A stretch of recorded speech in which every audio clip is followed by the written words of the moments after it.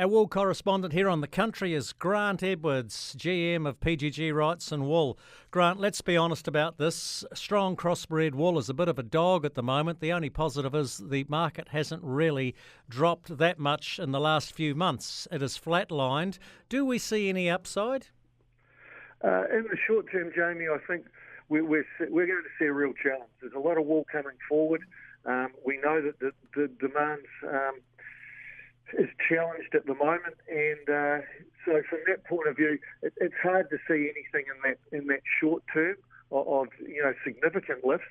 But everybody, I can guarantee you, everybody's working very hard within this industry to make things happen and to improve what is happening in the marketplace at the moment. The whole industry's hurting, Jamie, and we feel as much for our growers, etc., and throughout all the business as anybody. Yep. I want to put this into historical perspective. Back in the day, and this is quite a number of years ago, wool was our biggest single exporter. It's dwarfed by the likes of dairy, red meat, forestry, horticulture, viticulture, you name it. Also, and I'll throw another number at you at the moment, as I understand it, and roundabout sort of figures, Grant, a strong crossbred ewe fleece at auction might get $2. I can remember back in 1986 when I was a very young farmer getting $5 a kilogram at auction for my strong crossbred ewe fleece. So we have, inflation adjusted, gone a long way back, haven't we? We certainly have, Jamie, and that's the huge concern to everybody within the industry. It's not that long ago, and when I started in this industry, we were seeing those sort of levels. Wool was 60-70% of some growers' income.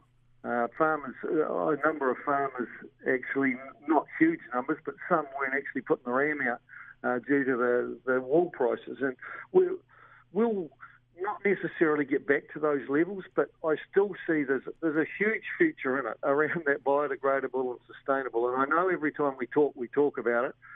It won't happen overnight, but it's going to happen, and I'm convinced it'll happen, and we will see it return to sustainable levels that are a lot better than what they currently are. Well, it's a sustainable and natural product that should have a good future, and it is really good to see the likes of Landcourt Palmer, as they're known these days, getting into new initiatives such as the woolen surfboards, getting wool to replace fiberglass, which is obviously not a natural product. Let's talk about a positive, because the positive out there at the moment is those the lamb's wool at the moment, the fine stuff. It's worth twice as much as ewe fleece. Yeah, definitely, Jamie, and it's selling well. There's not a lot of lambs wool coming to market at the moment. We're actually back on the quantities that we've handled in previous years. The finer the lamb's wool, the bigger the premium, and it is. It's after it's been possibly well sold overseas. There's large quantities that are sold overseas, and there's a scramble to get enough wool to fill these orders. Grant, can I get a final comment from you, from an industry point of view, on what's happening with some of our agricultural tertiary training institutions, Taranaki, Telford, and your old home patch of South Otago there? These institutions have been key in training young people in the wool industry. If they go by the wayside, what happens to training for your industry? There's a real concern, Jamie.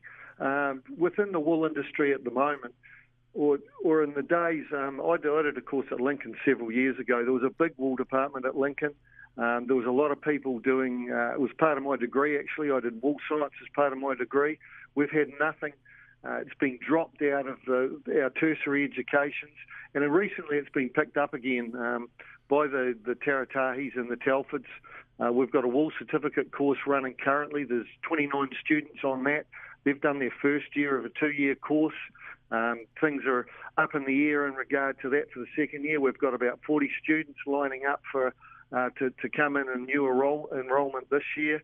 I guess from a wool industry perspective too, within that, we're looking at the reinstituting the diploma, which to me it was really starting to get some traction. So there's a real concern. There's a concern around the sharing, etc. Organisations such as Taranaki or training organisations are key to our industry to bring young people into it and to train them accordingly, Jamie.